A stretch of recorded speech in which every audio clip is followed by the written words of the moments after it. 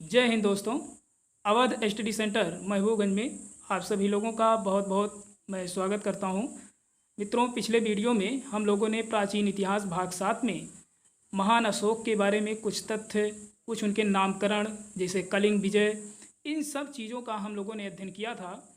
तो आज हम इस प्राचीन इतिहास भाग 8 में अशोक के अभिलेख के बारे में हम लोग अध्ययन करेंगे।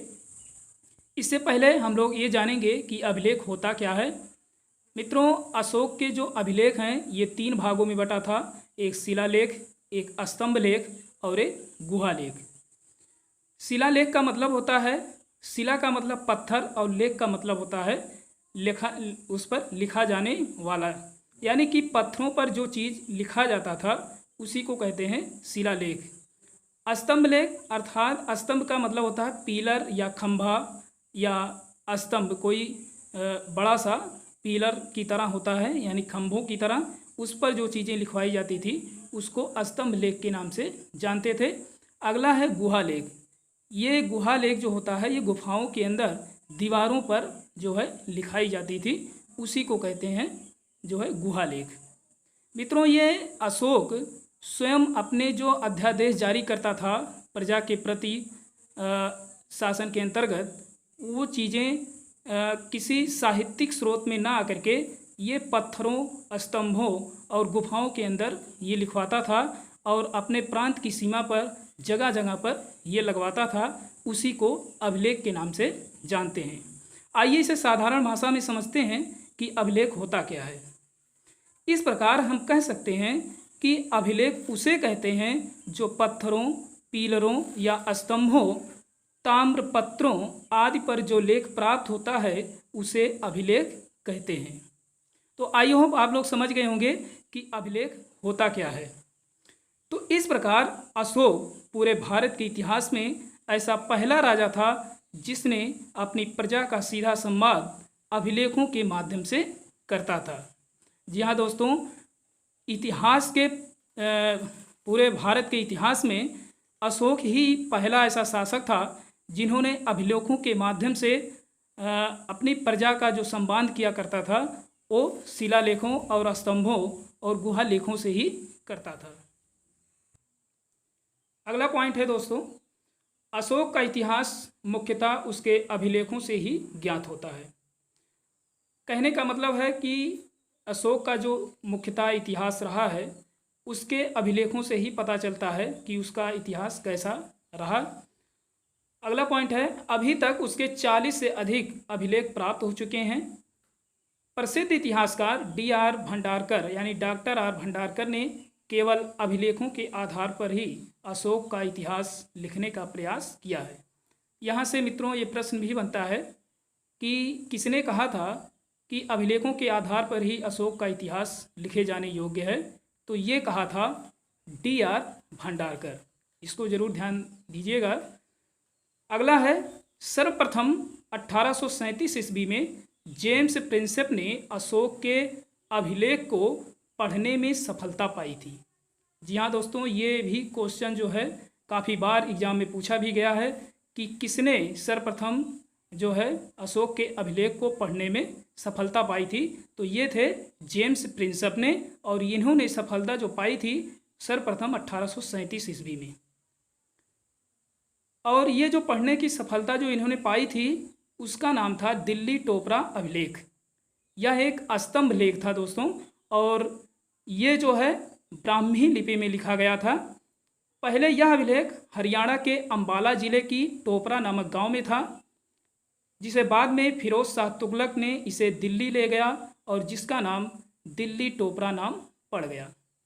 जी हाँ दोस्तों, सर्वप्रथम जो 1837 ईस्वी में जेम्स प्रिंसेप ने अशोक के जिस अभिलेख को पढ़ा था उसका नाम था दिल्ली टोपरा अभिलेख। दिल्ली टोपरा अभिलेख इसलिए नाम पड़ता है क्योंकि ये सर्वप्रथम हरियाणा जिले के हरियाणा प्रांत के जो है अंबाला जिले के टोपरा गांव में था। वहाँ से फिरोज शाह तुगलक उठा करके जो है दिल्ली ले गया, इसीलिए इसका नाम दिल्ली टोपरा नाम पड़ गया। और इसे सर्वप्रथम पढ़ने का जो प्रयास किया वो जेम्स प्रिंसेप थे। अगला है, सबसे पहले 1750 ईस्वी में टिफेन थेलर द्वारा खोजा गया अभिलेख दिल्ली मेरठ अभिलेख था, और ये भी जो है एक स्तंभ लेख था। ये भी जो है ब्राह्मी लिपि में लिखा गया था। तो सर्वप्रथम खोजने का जो प्रयास जिन्होंने किया 1750 ईस्वी में, वो थे टिफेन थेलर, और जिन्होंने सबसे पहले पढ़ा था उनका नाम था जेम्स प्रिंसफ। ये दिल्ली मेरठ इस अभिलेख का नाम क्यों पड़ा? क्योंकि सबसे पहले ये मेरठ था और इसको भी जो है फिरोज शाह तुगलक ने दिल्ली लेकर चला गया, इसीलिए इसका नाम भी दिल्ली मेरठ पड़ गया। आइए अब जान लेते हैं थोड़ा सा भाषा और लिपि में अंतर क्या होता है। भाषा को लिखने के लिए जिन संकेतों का प्रयोग होता है उसे लिपि कहते हैं, अर्थात भाषा को पढ़ने के लिए जिन संकेतों का हम लोग माध्यम का जिसका प्रयोग करते हैं उसी को हम कहते हैं लिपि। तो आइए उसको हम जान लेते हैं। जैसे हमने लिखा जनकः, फिर है पिता, फिर है पापा। ये तीन शब्द आप देखेंगे अलग अलग भाषाओं में और अलग अलग लिपियों में लिखा गया है। जैसे हमने लिखा जनका, तो जनका ये जो है जो शब्द है ये ब्राह्मी लिपि है और भाषा कौन सी है? संस्कृत। ठीक उसी क्रम में अगर हम पिता को देखते हैं तो ये देवनागरी लिपि हो जाता है, और इसको भाषा के रूप में अगर हम देखें तो ये हिंदी हो जाता है।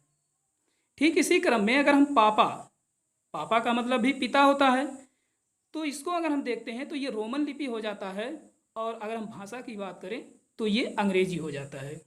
तो कहने का मतलब है कि भाषा और लिपि में यही अंतर होता है, और ये अंतर अशोक के अभिलेख में देखने को मिलता है।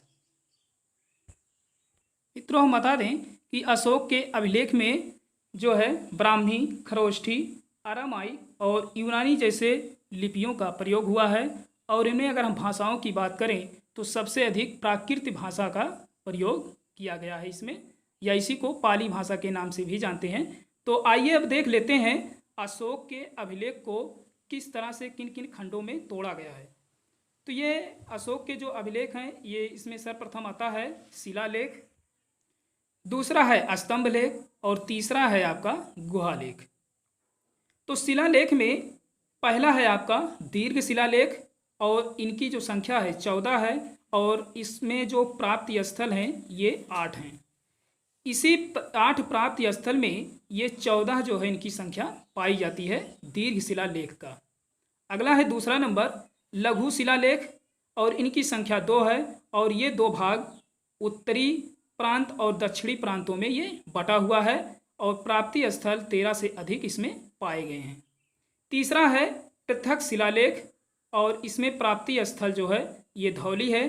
धौली आपका उड़ीसा के पुरी जिले में पड़ता है, और जौगढ़ आपका उड़ीसा के गंजाम जिले में है। अगला है फिर स्तंभ लेख। स्तंभ लेखों को भी 2 भागों में बांटा गया। पहला है दीर्घ स्तंभ लेख, और इनकी संख्या 7, और प्राप्ति स्थल की अगर हम बात करें तो इसमें 6 मिले हैं।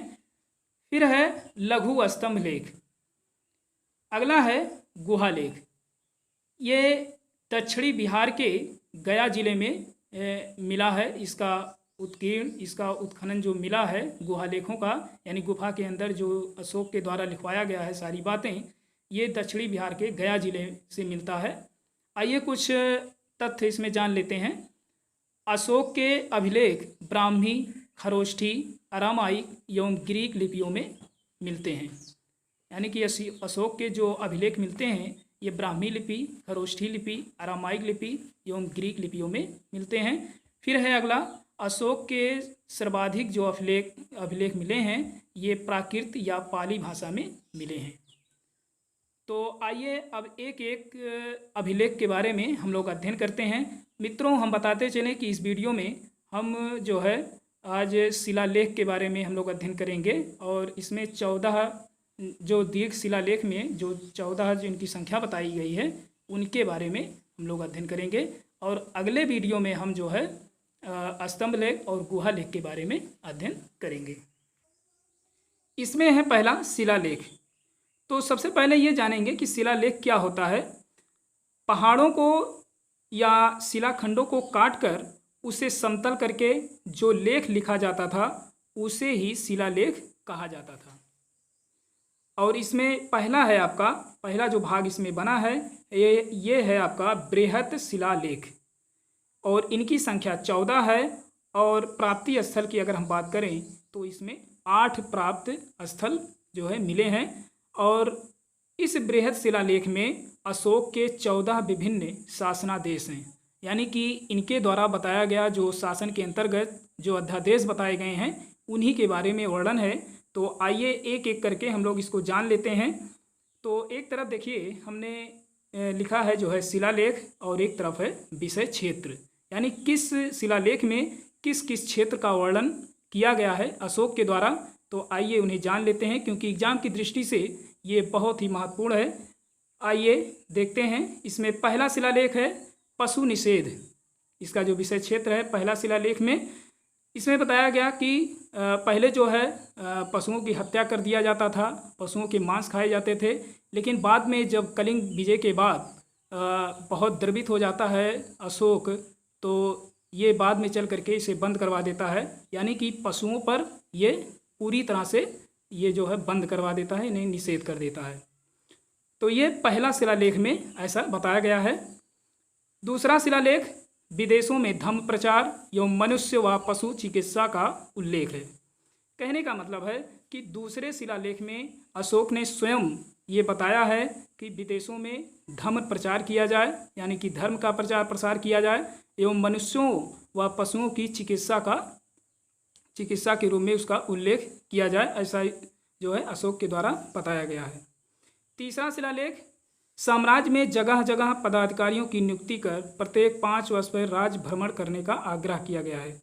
यानी कि तीसरे जो है शिलालेख में अशोक द्वारा ये बताया गया कि साम्राज्य में जगह जगह जो है पदाधिकारी नियुक्त किए जाएं, और हर प्रत्येक 5 वर्ष पर राज्य भ्रमण करके जो है उसकी आग्रह पर जो है उसके नियम कानून का पालन किया जाए। अगला है चौथा शिलालेख। चौथा शिलालेख में जो है ये बताया गया कि धम्म घोष का भेरी घोष के स्थान पर प्रतिपादन। कहने का मतलब है कि जो हमारा धर्म घोष कहता है, जो हमारे धर्म आचरण है, और इसके जो विपरीत यानी भेरी घोष है, इसके स्थान पर इस धर्म घोष का जो है प्रतिपादन किया जाए। कहने का मतलब है कि पहले जो मार काट किया जाता था इसी को भेरी घोष के नाम से जानते हैं। तो कहने का मतलब कि अब ये सब नहीं होगा, अब इसके स्थान पर हमारा जो है ये धर्म घोष जो है भेरी घोष के स्थान पर प्रतिपादित होगा। अगला है पांचवा शिलालेख, और इसमें धम्म महामात्रों की नियुक्ति की गई। कहने का मतलब है कि हर प्रांत के सीमा पर अलग अलग स्थानों पे धम्म महामात्रों अर्थात धर्म के जो महामात्र हैं उनकी नियुक्ति किया जाए, ऐसा पांचवा शिलालेख में अशोक के द्वारा बताया गया है। अगला है छठवां शिलालेख, और इस शिलालेख में जन मामलों को लेकर प्रशासनिक सुधारों का जो है वर्णन किया गया है। यानी कि जनहित के कार्य में कौन सी कमी है, कौन सी चीज़ की कमी नहीं है, इन सब को लेकर के प्रशासनिक में सुधार का वर्णन किया गया है। अगला है सातवां अभिलेख। सातवें अभिलेख में अशोक सभी धार्मिक मतों के प्रति निष्पक्षता रखेगा। कहने का मतलब है कि अगर कोई व्यक्ति उसके धर्म को नहीं मानता है, कोई अलग धर्म मान रहा है, तो वो उसके प्रति कोई अभद्र व्यवहार नहीं करेगा। कहने का मतलब कि अशोक सभी धार्मिक मतों के प्रति निष्पक्ष रूप से भाव रखेगा। तो ये बातें सातवें अभिलेख में स्वयं अशोक के द्वारा बताया गया है। अगला है आठवां शिलालेख। इसमें बताया गया कि बोध गया की यात्रा का उल्लेख एवं बिहार यात्रा के स्थान पर धर्म यात्रा का प्रतिपादन। यानी कि ये बोध गया की यात्रा करेगा, ऐसा उल्लेख इसमें दिया गया है, और ये बिहार यात्रा के स्थान पर जो है अब ये धर्म यात्रा करेगा। अगला है नौवां शिलालेख। इसके अंतर्गत स्वयं अशोक ने लिखा है कि सच्चे विधानों एवं शिष्टाचारों का वर्णन किया जाए, कि यानी कि सच्चे जो विधान, जो नियम कानून है, यानी कि जो चीज़ें बुराई हैं उसको निकाल करके जो सच्ची चीज़ें हैं उस नियम कानून को शिष्टाचार के अंतर्गत रखा जाए, ऐसा जो है नौवें जो है शिलालेख में बताया गया है। अगला है 10वां शिलालेख, अशोक के उद्यम के लक्ष्य, यानी कि अशोक का जो लक्ष्य है धर्म आचरण की श्रेष्ठता घोषित करना। कहने का मतलब है कि जो पहले बुराई होती थी अब उसको अच्छाई में बदलना है, ये इसका लक्ष्य बन गया और ये लक्ष्य धर्म आचरण से करने के लिए ये बाध्य कर दिया। और इसमें बताया गया कि धर्म आचरण की श्रेष्ठता जो है इसमें घोषित किया जाए। अगला है 11वां शिलालेख, इसमें धम्म के तत्वों का प्रकाशन किया गया, यानी कि धर्म से संबंधित जितने भी तत्व हैं इसके प्रकाशन हेतु इन्होंने पुस्तकों की जो है कुछ जो है प्रकाशन भी करवाया। अगला है 12वां शिलालेख, इसमें धार्मिक सहिष्णुता पर जोर दिया गया, यानी कि कहने का मतलब है कोई भी धर्म किसी भी तरह से कोई भी व्यक्ति अपना सकता है, इसमें किसी भी प्रकार से उसे बाधित नहीं किया जाएगा। अगला है 13वां शिलालेख, जो कि एग्ज़ाम की दृष्टि से काफ़ी जो है महत्वपूर्ण बन जाता है, क्योंकि 13वें शिलालेख में ही कलिंग युद्ध के बारे में जो है दिया गया है। इसमें दिया गया कि कलिंग युद्ध के बाद धम्म विजय की घोषणा, विदेशों में धम्म प्रचार प्रसार की घोषणा, 5 विदेशी राज्य जैसे सीरिया, मिस्र, मकदूनिया, एरियस और तुर्की का इसमें उल्लेख स्वयं अशोक के द्वारा किया गया है। अगला है 14वें में जो है पूरे जो 13 शिलालेख दिए गए हैं उनका पुनरावलोकन किया गया है, यानी कि एक बार फिर से उन सारे चीज़ों को इसमें सब कुछ दोहराई गई हैं। तो इसमें लिखा गया कि पहले 13 शिलालेखों का पुनरावृत्ति की गई है तथा अशोक के साम्राज्य को महान विजेता की संज्ञा दी गई है। कहने का मतलब है कि जो 14वां शिलालेख है इसमें जो 13 जो है शिलालेख हैं उसका वर्णन करके पुनरावृत्ति यानी बार बार इसका अवलोकन किया गया और अशोक के साम्राज्य को महान विजेता के रूप में संज्ञा दी गई है। तो ये थे मित्रों 14 शिलालेख जो कि अशोक के द्वारा ये निर्मित किए गए। आइए अब हम लोग देखते हैं इनमें जो 8 प्राप्ति स्थल हैं, ये 8 प्राप्ति स्थल कहाँ कहाँ पे हैं और इनसे संबंधित जुड़ी हुई कुछ तथ्य हैं। जैसे पहला है शहबाजगढ़ी।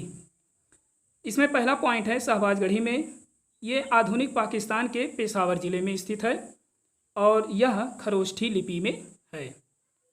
दूसरा है मनसेहरा। मनसेहरा जो है प्राप्ति स्थल में जो पाया गया जो शिलालेख, ये पाकिस्तान के हजारा ज़िले में स्थित है और यह भी खरोष्ठी लिपि में है। मित्रों इसमें हम बता दें कि ये मात्र 2 ही ऐसे स्थल हैं, शहबाजगढ़ी और मनसेहरा, ये 2 ही स्थल हैं जो कि खरोष्ठी लिपि में लिखे गए हैं, बाकी सब जो है ब्राह्मी लिपि और प्राकृत की भाषा में लिखे गए हैं। आइए तीसरा देखते हैं कालसी। ये उत्तर प्रदेश के देहरादून ज़िले में, कहने का मतलब है कि पहले जो है ये जो उत्तर प्रदेश था ये उत्तराखंड से जो है लगा हुआ था, यानी कि उत्तराखंड और उत्तर प्रदेश जो है एक ही भाग थे। तो वही चीज़ इसमें बता रहा कि उत्तर प्रदेश के देहरादून ज़िले में स्थित है ये कालसी प्राप्ति स्थल। हालांकि आधुनिक में अब ये उत्तराखंड का भाग है देहरादून। चौथा है गिरनार। गिरनार जो है ये गुजरात के काठियावाड़ में जूनागढ़ के समीप गिरनार की पहाड़ी में स्थित है और ये सब जो है ब्राह्मी लिपि में है। बाकी ये जो है शहबाजगढ़ी और मनसेहरा, यही 2 स्थल जो है खरोष्ठी लिपि में है, बाकी सब जो है ब्राह्मी लिपि में और प्राकृत की भाषा में लिखे गए हैं। अगला है धौली और जौगढ़। तो धौली को हमने आप बताया था जो है अभी कि धौली जो है ये उड़ीसा के पुरी ज़िले में स्थित है और जो जौगढ़ आपका है ये उड़ीसा के गंजाम ज़िले में स्थित है। मित्रों इसमें जो अन्य प्राप्त स्थल हैं तीसरा भाग शिलालेख में, ये सब इसी में जोड़ दिए गए हैं।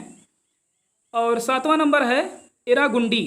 एरागुंडी जो है ये आंध्र प्रदेश के कन्नूर ज़िले में स्थित है और यह शिलालेख पत्थरों के 6 टीलों पर स्थित है। आपसे यहाँ से क्वेश्चन बनता है या पूछा भी जा सकता है कि कौन सा शिलालेखों पर जो है पत्थरों के 6 टीले मिलते हैं।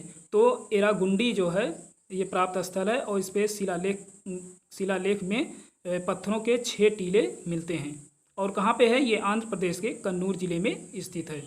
अगला है 8वां और अंतिम है सोपरा। सोपरा ये प्राप्ति स्थल है महाराष्ट्र के ठाणे ज़िले में मिलता है। अगला है दोस्तों लघु शिलालेख। लघु शिलालेख इसके 2 भाग भी हैं और 13 से अधिक स्थल पाए गए इसमें। मित्रों, इसमें हम बता दें कि ये 2 भाग, एक उत्तरी प्रांत एक दक्षिणी प्रांत में इसको बांट दिया गया था और ये इसको जो है इसी 13 से अधिक जो स्थल हैं इसी में जो है इसको शामिल कर दिया गया।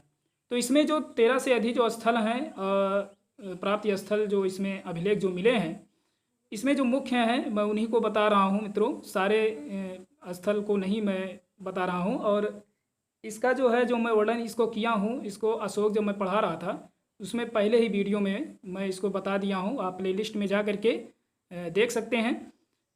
तो मित्रों, इसमें देखिएगा बब्रू या बैराट अभिलेख, इसके अंतर्गत जो पाया गया कि अशोक ने स्वयं अपना नाम प्रियदर्शी दिया है और इस अभिलेख के अंतर्गत बौद्ध धर्म के 3 रत्न भी पाए गए हैं, जो है जिसमें बताया गया है कि बुद्धम शरणम गच्छामि, धम्मम शरणम गच्छामि, संघम शरणम गच्छामि, ये सब बातें इसमें दिया गया है। और इसमें एक बात और है जो कि एग्जाम की दृष्टि से बहुत ही महत्वपूर्ण है कि स्वयं को सम्राट घोषित किया था इसी अभिलेख के अंतर्गत। अगला है मस्की अभिलेख। मस्की अभिलेख में ये बताया गया कि इसमें अशोक ने स्वयं को बुद्ध शाक यानी बुद्ध मुनि के रूप में घोषित किया और इसी अभिलेख में उसका नाम अशोक के रूप में भी मिलता है इस मस्की अभिलेख में।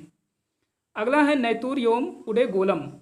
तो नैतुर योम उडे गोलम जो है इसमें भी इसका नाम अशोक ही मिलता है और गुर्जरा में भी इसका नाम अशोक मिलता है। तो ये सारी बातें हमने अशोक के प्रारंभिक बिंदु में ही हमने इन सारी चीज़ों का अध्ययन इसमें करा दिया है। और भी हैं इसमें, जैसे रूपनाथ हुआ, सासाराम हुआ जो कि बिहार के शाहबाद ज़िले में है, रूपनाथ मध्य प्रदेश के जबलपुर में है, फिर है आपके ब्रह्मगिरी मैसूर के चित्तूर दुर्ग में स्थित है। ऐसे ही सब मिला करके लगभग 17-18 ये क्षेत्र हैं इसमें। तो हालांकि ये एग्ज़ाम की दृष्टि से बहुत ज़्यादा महत्वपूर्ण नहीं है, जो चीज़ें महत्वपूर्ण थी हमने इस वीडियो में जो है बता दिया है। तो मित्रों, अगले वीडियो में हम एक नए अध्याय के साथ अशोक से संबंधित जो बचे हैं स्तंभ, शिलालेख और गुहालेख, इनके बारे में हम एक नए अध्याय के साथ नए वीडियो में उपस्थित होंगे। तब तक के लिए हमें अनुमति दीजिए। बहुत बहुत धन्यवाद।